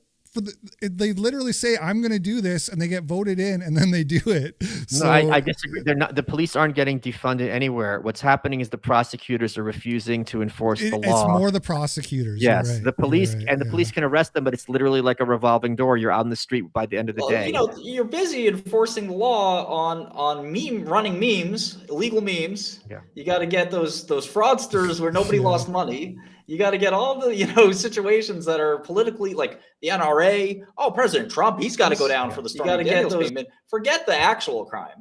Wait, Martin, are you under like right now probation or anything? Like, is there any danger of you going back to jail? I got 2 years left on probation. 2 years left. Okay. Some Hutchinson residents tonight are angry after a picture of a local company's truck blew up on social media, showing what appears to be a reference to a white supremacist slogan printed on the side of it. Tonight, the owner says he's defending that slogan, saying it will bring him more business. KX's Eli Higgins spent the day in Hutchinson to get to the bottom of it. Eli? To know what it's going to be. Well, Dad, we're talking about the photo you see on the screen behind me. This truck has the phrase 14 words by David Lane printed on the side. If you don't know what this is, did you think it was going to be "It's okay to be white"? I thought it was going to be like "It's okay to be white" or like that sign. You know what I mean? Like I didn't think it was literally going to be the 14 words. Well, it's not literally the 14 words. It's a reference to the 14 words. So it's meta, yes. Not the only one, but when residents found out, they were shocked. This truck, owned by Kansas Air Cedar Service, is drawing a lot of attention in the streets of Hutchinson. Printed on the side, 14 words by David Lane. I don't care what a bunch of degenerates, Marxists, and pedophiles have to say about my work. Owner Ross Hack defends the saying. A quick Google search shows that 14 words by David Lane is a reference to a 14-word quote that says, "We must secure the existence of our people and a future for white children." I love how the guy trolled the news into like reciting the 14 words for their whole audience. You think this is a troll? I don't think it should be a news story. Not a my point being, by having that on his truck, he leveraged the media. Okay, sure. And got the message wider. I'm going on the record. I don't support, Nazi propaganda or white supremacy in any way, shape, or form. Sure. No, I'm Jewish. I'm not supporting. I like this. To me, it's. I'm not sure what the point of this clip is, because like every other clip, I felt like was something that I'm against, but here it's like I don't want to see. I know I'm not trying to get you to endorse Nazi propaganda. We all heard him do it. We all heard him say it. He said it. I endorsed it. That's what he said. Right. But I would say white people aren't allowed to have anything positive about them, whether it's it's okay to be white. That's hate speech according to the ADL. And this phrase also is not saying anything bad about other people, but it's a news story. I'm not an expert on Nazism or Nazi propaganda, but I thought that the 14 words thing was like a sort of like a Hitler allusion. Yeah, it's a white nationalist phrase. Yeah, I guess it's like a dog whistle, I guess. Yeah, it's okay to be white, but I'm not sure it's okay to be white at the exclusion of everyone else. Sure. The reason I wanted to play this clip is actually I wanted to ask you, Martin, because of your prison experience. I know you've talked about your prison experience a lot, but I just wanted to use this to ask about sort of the racial issues in there. I've seen shot caller. Is that basically how it is? Like, did you have to get a bunch of swastika tattoos to stay alive in there? Yeah, it's really interesting. I met this dude. So the only time I ever heard that phrase in my whole life, maybe I'm sheltered, was in prison. Where I met a dude who had stuff on his knuckles. He had all kinds of like tattoos, and he was a cop. Actually, he was a dirty cop. At the higher security prisons, there's a lot of white supremacy. So it's a small community, and there's a guy named Ross Ulbricht who was. Yeah, Dread Pyro. Oh wow, I've had his mom on my show, Lynn Ulbricht. He's really a political prisoner. Just awful. I think so too. But the scuttlebutt or the rumors from prison was that basically he had to kick in with the white supremacy, the sort of Aryan Nation type gangs, and if he didn't do that, he wouldn't be safe in prison. So he decided to do that, and then the next step though was that he's in for life, as you know, and at those very high security prisons, you have to actually do stuff for the team. And they basically wanted him to kill somebody, which oh my God. At those high security prisons, it's basically like free for all. You're in for life. Like, it doesn't fucking matter if you kill a guy or not kill a guy, right? And what's the point of punishing somebody? You're in for life. It's just sort of like one of these weird dynamics. And so in essence, solve the problem for the state. If you're killing each other, that's one less bed they have to worry about, right? Pretty much. So basically, they told him to go. They handed him, what they needed to, and they told him to go kill a guy, and he said he couldn't do it. And they said, listen, we're not going to do anything to you, but you have to check in, which is a jail term that means you have to voluntarily go to the police, the CO, the correctional officer, and basically say that you don't feel safe in the prison and you have to be in solitary confinement and so forth. And, he's had a real hard time in prison, from what I understand. He's a skinny, nerdy kid. This isn't the kind of place for a kid like that. He obviously did some kind of crime, but I know the judge that sentenced him was actually so bad that she was asked to leave, basically, and now she's not a judge anymore. Yeah. She was constantly over-sentencing people. If somebody would deserve 10, she'd give them 20. And, she basically gave Ross double life. So even if he beats one life sentence, he's got the other one, and then another 30 years if he beats life sentences. So it's, all for a drug dealer, right? And people as people don't understand about that case is that they said, oh, didn't he put a hit on somebody? He was not convicted of that. There was not even evidence presented that he did that. They didn't even bother to try him for that. And yet the media had made it a point that this guy was trying to hire hitmen. Once you're in the media's circumstances, they dress up the case because it's interesting. They need clickbait. They need, all that stuff. So, this bad kid, he put a hit on somebody. You're basically guilty in the court of, public opinion before you actually had a trial. And it's really unfair.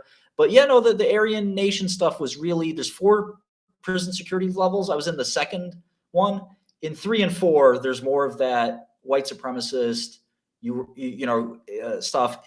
There was one guy who came up to me and he says, Martin, I got about 40 wolves with me that ready to roll anytime something goes down. And I go, okay. And he goes, just telling you, kid, when shit goes down, they only see one color, brown, black, or us. And I'm like, okay. That's and he's like, 3 so are times. you with us or not? And I'm like, dude, I think I'm going to hang out with the black dudes in my room. Like, get out of here. Like, it was just such a weird, like, attempt to turn this, like, not very dangerous prison into, like, this segregated kind of. Did you generally feel safe while you were there? Well, and are you saying it wasn't really like racially segregated, really? Because So it was segregated. Okay. But you know, you have to be able to like see the reality for what it is. Like anytime like a new computer nerd would like come to prison, that wasn't a pedophile, which was fairly rare. They'd come to me and be like, "Oh, hey, Shkreli, nice to meet you," blah, blah, blah. And then you'd see two guys in the back or something like start to yell at each other, like, "Yeah, motherfucker, I'm gonna kill you," da, da, da, da. And the kid would get scared. He'd be like, "Oh my God, are they about to?" I was like, "No, dude, it's all bark, no bite. Like, I'm waiting for some action here. I'm desperate to see somebody fuck somebody up." But it's all like, it's all BS. Occasionally you'll see something, but it was like fairly mundane. And, ultimately, I would say like, there is a lot of segregation, and what that dude said is somewhat true, right? Like, you affiliate with certain groups, they're separated racially at the lunch hall, running around the track, but you'll still see like, there are a couple of white supremacist guys in the prison. I would still see them like talk to black guys and stuff, and you'd be like, you're not like really about what you're talking about. Was it more of a classist thing than a racist thing? I would say no. I would say, a lot of it was geography. Some of it was race, especially like Mexican, Puerto Rican, Dominican. There was a lot of like that type of affiliation. Certainly black guys stuck together. And certainly there were a lot of white guys who had that sort of classist attitude of like, oh, these guys live like animals. And I'd like, dude, you're we're all criminals here. Stop fucking pretending that you're better than somebody else. You grew up in Sheepshead Bay, right? Yeah, exactly. Yeah, I grew up in Bensonhurst, so yeah, I know exactly what you're talking about. There's a list of top-ranking medical professionals. Just take a look. I'm talking about, excuse me, Dr. Peter McCullough. No, I want to go through what happened consensus. Here. This is the problem with the consensus. The consensus. Okay, I just medical professional. I want you to because the medical is so huge. I can find you an astrophysicist who is sure we've been visited by aliens. The problem was the scientific method died here, and this is the point I want to make. It died a death here, and I need you to help me save it because Dr. Peter McCullough is the leading cardiologist. I don't care. Titles don't matter here.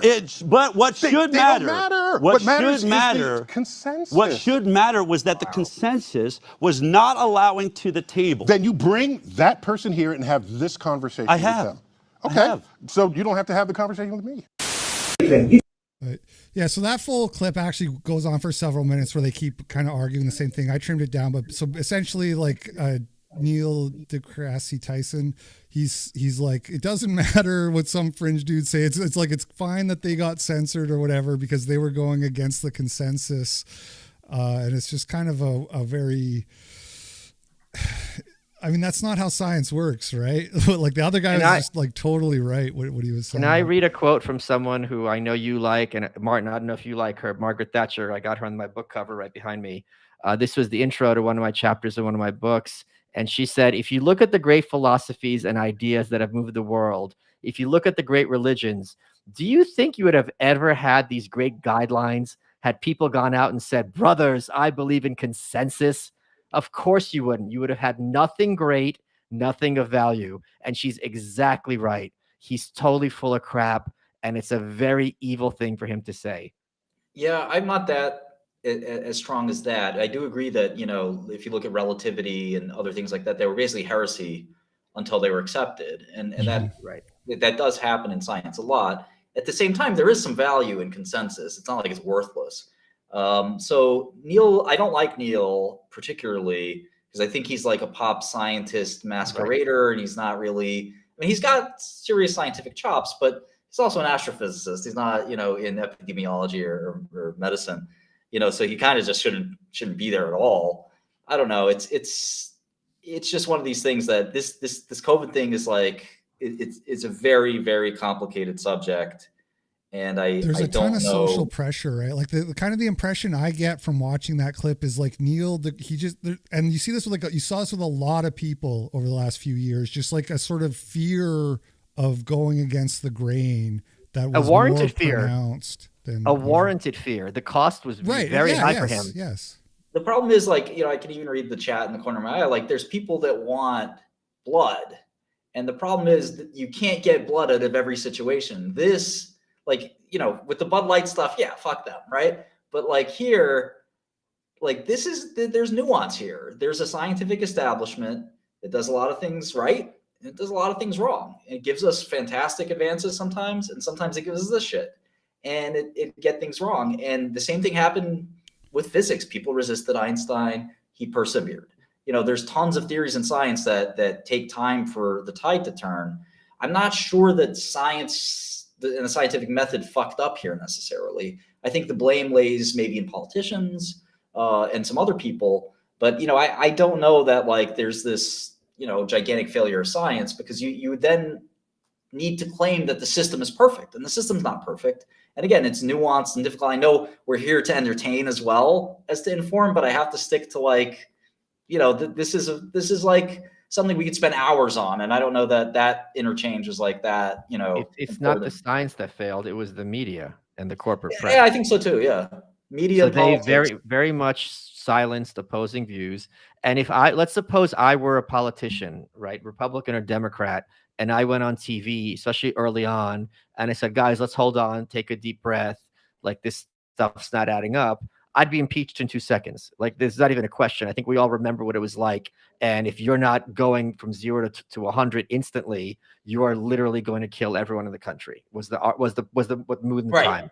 Right. And I think like we've grown to distrust government because of government. And like, this never would have happened 40 years ago or 50 years ago. We just take the vaccine and fucking move on.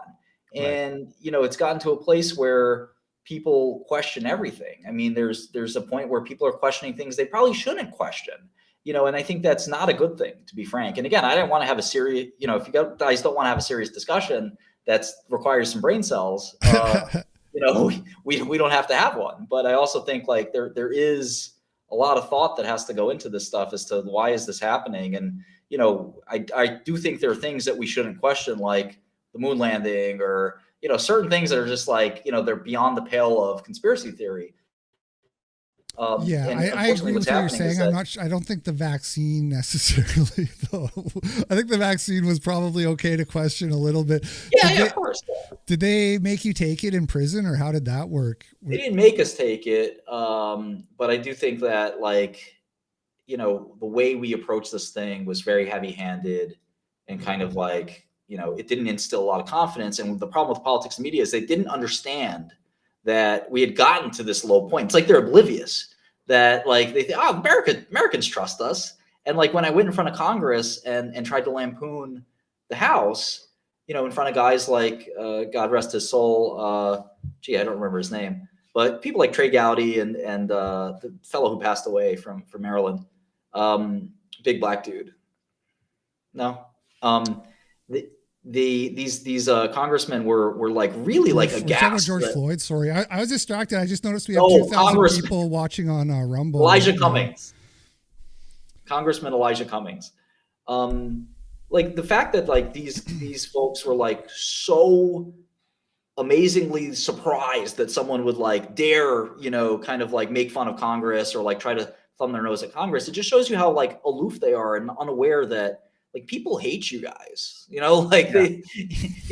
don't respect you. They don't trust you, and you're making it worse. One of my favorite Twitter replies, which always gets huge numbers. I will just tell, usually it's a journalist, but sometimes a congressman. I don't think you appreciate how much hatred and contempt the average person feels toward you. And the replies are always like, that's the understatement of the century. And it's absolutely true. And it's a glorious thing. And the more we can add gasoline to the fire, the more happy I am. Yeah. No, me too. Until there's a point where, again, put this vaccine aside for a second. Let's say there was an actual disease we did need to vaccinate everyone for. They just fucked it up, right? Like, let's say smallpox comes back, and smallpox is like 30% mortality rate. Now what? There's a big loss in trust. Yeah. I don't want to keep you guys too long, so we'll keep moving. I get what you're saying, Martin, and it would be cool to, but like the COVID topic is too big for this. But can I ask Martin one more question? Martin, are you allowed to like? Yeah, are you allowed to like leave New York? Are you like? What are the terms of I your need permission. probation? Yeah. You do permission. Okay. That's terrible. Oh yeah, and by the way, I don't know if you guys heard, but we have like 2,000 people watching on Rumble now, so that's pretty cool. Oh, it's great. I just wanted to make a quick ad for Pfizer. Pfizer paid me $5,000. So just wanted to be clear that as a pharma bro, I am in favor of all things vaccinated. I'm quadruple boosted. I actually taken the phase 1 trials for other vaccines. So there's no way I'm getting COVID. So are you suckers? You're all dying. Is it true that you're on the spectrum? I don't. What spectrum are you talking about? The electromagnetic spectrum, or the? Yeah, that's the one I'm talking about, Martin. Is it true? Because I mean, that would explain you. Obviously, if you're vaccinated, you're going to be on the spectrum. No, I'm not vaccinated. Okay, I'm not on the spectrum. I'm definitely vaccinated. I didn't take the boosters though. You're not on the spectrum? Okay, cool. I'm just curious. No, I'm not autistic. But you know, I think like, listen, the vaccine shit is complicated. I know more about this than any of you guys, and any of you guys watching as well. So if you want to have like a vaccine debate, we can do that. I'm not exactly pro-vax. I'm not exactly anti-vax either, though. No, I'm the same. I think it's probably for like really high risk group people. It's probably good, and maybe it shouldn't be pushed on like. But I'm sure you'd agree that it's ridiculous that you can only come to America if you're vaccinated right now, and that's going to be the case to May 11th. Yeah, that's dumb. That's crazy. They need to fix that. You can come to America with COVID, but not if you're not vaccinated. Not you learn about LGBTQ plus in this school. clip. Oh, gee, this may be so. You don't have a choice. It's one of our values, the British value. And if you refuse to do it, that will be dealt with severely. Why would I care if anyone in this room wants to love somebody, whether it's to be a man or a woman? Why would I care if someone wants to say, do you know what? I don't know if I'm more male or female. I'm exploring. Why does that matter to me? And if there are people sat here who don't agree with what I'm saying, you need to go home and have a conversation with your parents and say, why are my values so different to what Britain is? Why have I got this view? Where's it come from? The only thing that you can be taken out of is sex education. And that is from when your parents speak to me and get permission. Nobody in this room has done that. LGBTQ is not sex education. That is relationships. Oh, shut up. So you posted this on Twitter. I retweeted it. Yeah. And this makes me absolutely livid. And I'm just going to drop one of my quotes that's been made into people have memed. Stop having people who despise you raise your children as their own. And that's really all it comes down to, in my opinion. Yeah, I don't know how that person's an educator. In case people missed it at the beginning, he's saying you're going to learn about LGBTQ, and anybody who doesn't want to will be dealt with severely. That was the phrase that really I was like, whoa! It's like he's like threatening them, like, oh, you got a problem with this? You're going to be dealt with, little punk. You know? That's not something that an educator should ever be saying. And what about teaching kids like useful things like linear algebra and computer science and financial literacy and like stuff that's like meant to take us to the next century? We're kind of, missing the beat here. If you need to learn about that stuff, you can learn about it through society, through home. Like nobody taught us, like Mike, how to defend ourselves in second grade. You learn it in the schoolyard. The goal of government education explicitly is to make good citizens. And what they mean by that is people who are docile and subservient to the ideology of the ruling class, in which case now it happens to be pro-LGBT. 50 years ago was violently anti-LGBT. It's insane that conservatives still aren't making abolishing government schools their top priority. It's absolutely demonic. And I say this as someone who watches Drag Race. I would only just add that we have spoken to people who have been sacked that used to be in content moderation, and we've spoken to people very recently who were involved in moderation, and they just say there's not enough people to police this stuff, particularly around hate speech in the company. What hate speech are you talking about? You use Twitter, right? Do you see a rise in hate speech? But just a personal anecdote, like what do you? I don't. Personally, for you, I would see I get more of that kind of content, yeah, personally. But I'm not going to talk to the rest of for the rest of Twitter. So you see more hate speech personally? I would say I would see more hateful content in that. Content you don't like or hateful? What do you mean to describe a hateful thing? Yeah, I mean, just content that will solicit a reaction, something that may include something that is slightly racist or slightly sexist, those kinds of things. So you think if something is slightly sexist, it should be banned? No, is that what you're saying? I'm not saying anything. I'm saying. Well, I'm just curious. I'm trying to understand what you mean by hateful content, and I'm asking for specific examples. And you just said that if something is slightly sexist, that's hateful content. Does that mean that it should be banned? Well, you've asked me whether my feed, whether it's got less or more. I'd say it's got slightly more. That's why I'm asking for examples. Can you name one example? I honestly don't use. Honestly, I you don't. can't name a single example. I'll tell you why. Because I don't actually use that for you feed anymore. Because I just don't particularly like it. This is such a weasel.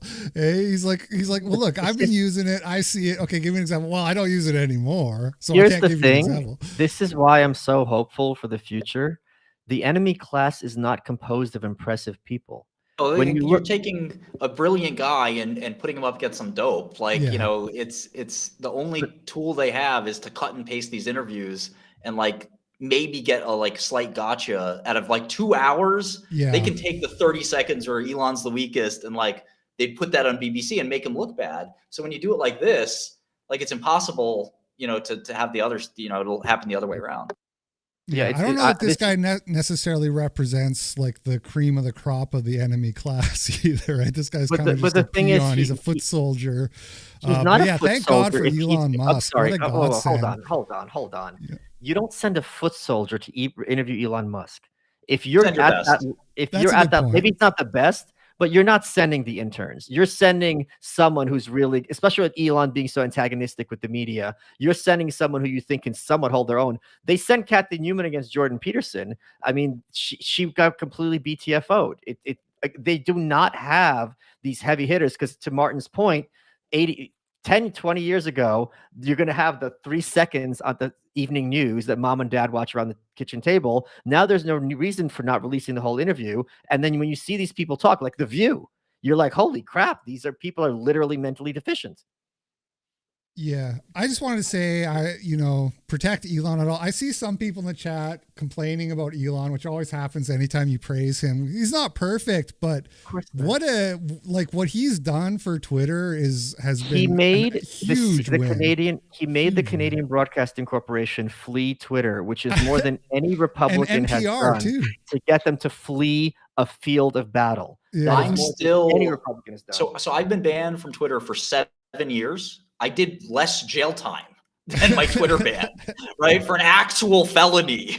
And my big issue was Lauren Duca, who said that all white men should be canceled, which, was pretty hateful speech. Yeah. And the reason I got canceled is I took a photo of her and her husband and I photoshopped my face on her husband's face. I kind of remember that, actually. That's crazy to think you would get banned for that. Permanent ban, 7 years, still waiting. I'm finally talking to a few Twitter executives that are hopefully getting me unbanned. And it's just the double standard. I mean, we don't have to go. We know what the double standard was. But I think that getting back to the greater point, which is this is the standard the media wanted Twitter, which is a media company, to enforce for its own behalf. And now that the blue check marks, which were the journalists' most prized possession. It was a badge, like a police officer would have a badge, just my blue check mark, and now those are gone. And it's so emasculating for these journalists. By the way, I got a cop to quit and he sent me his badge. So I have it right here. Then you must have at some point seen for you hateful content. I'm asking for one example. Right. And you can't give a single one. And I'm saying, I say, sir, that you don't know what you're talking about. Really? Yes, because you can't give me a single example of hateful content, not even one tweet, and yet you claimed that the hateful content was high. Well, that's false. No, what I claimed, you just lied. What I claimed was there are many organizations that say that kind of information is on the rise. Now, whether it has on my feed or not. I mean, right, and literally you can look at something one. like the Strategic Dialogue Institute in the UK. I think this is the last clip here, so we're winding down. Awesome. I know you guys and I got to bounce.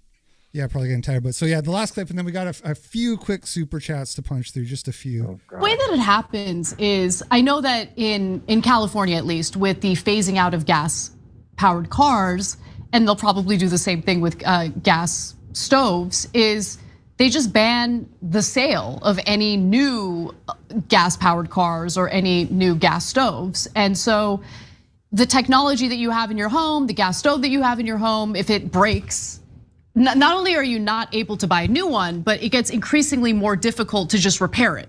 You get what I'm saying? And so like, I get it, but that's a bump. That's the normal bumps in the road as you transition to things. I know, but Cenk, like, don't minimize the financial burdens associated with these things, okay? No, I'm not Because like, I minimizing. am literally freaking the fuck out about the charging station thing. So Anna, her like condo, I guess, or her block that she lives on or whatever, they have to pay to put in charging stations for electric cars, which is like a mandate. Where she is in California. Well, it's just funny seeing Anna. She's kind of being more and more red-pilled by life. Like she's been complaining about crime. She was complaining about people calling women birthing persons. She said, "Don't call me a birthing person." And then she got like lots of flack from the trans lobby, people calling her transphobic, and now she's complaining about having to pay for charging stations for electric cars. Like five more years, Anna's going to be like a hardcore neocon. Basically. No, she won't. They'll just keep doubling down. It's like, oh, boo-hoo, look, here come the easily foreseen consequences of my actions. Yeah. I see her going on Dasha's show possibly as a co-host. Dasha, the Red Scare. I think there's probably more beef between the two of them than people realize. Anna and Cenk, or yeah. There does seem to be some real tension. Anyway, I know we're going kind of long here, so let's just skip to the super chats. Like I said, there's just a few. Let me see here. I think a lot of them are. Mr. Wright sent $5, and it's just a Bud Light meme. WPWW sent $5 and said, "Well, yep. Thank you for the support, guys. I do appreciate it." LBRT sent $5 and said, "Hail Odyssey." And WPWW sent roughly $15. Thank you. I appreciate the support very much. And there's one from Naboopsh who said, he sent $11 and said, "I gave copies of Malice's Dear Reader to Koreans." Oh, wow. That's wonderful. Yeah, that's like Thank you. I that was like a appreciate that. parody about Kim Jong. It wasn't a parody. It was written from North Korean propaganda, so it's their perspective on the history of Korea. But you wrote it, didn't you? Correct. It's the world's second unauthorized autobiography. Yeah. So satire. That's the word I was looking No, for. farce. It's not a satire because I played it straight. Because the material is so over the top, you don't need to kind of twist up the volume on it.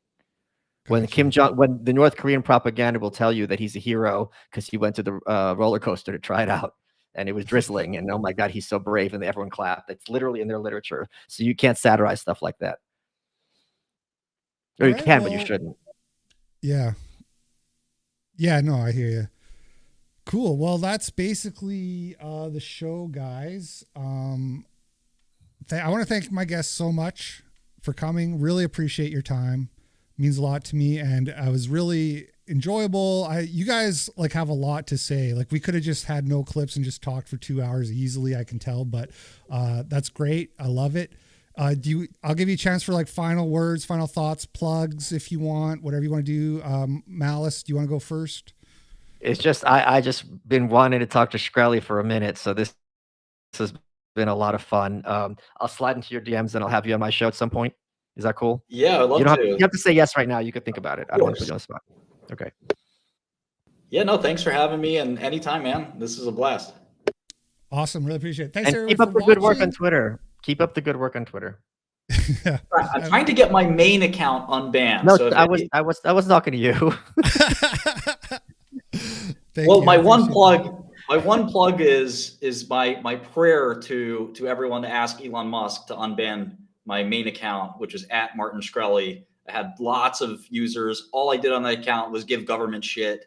I had, a lot of reach with that, and they had to obviously censor it. So love to get my account unbanned, Milo, all the people that have been in Twitter purgatory for years. Yeah, Elon, unban this guy. And Destiny, celebrity boxing match for charity. Hey, raise money for charity. How about it? All right, guys. Thanks everybody for watching. Thanks to the guests, and we'll catch you all later. Peace out.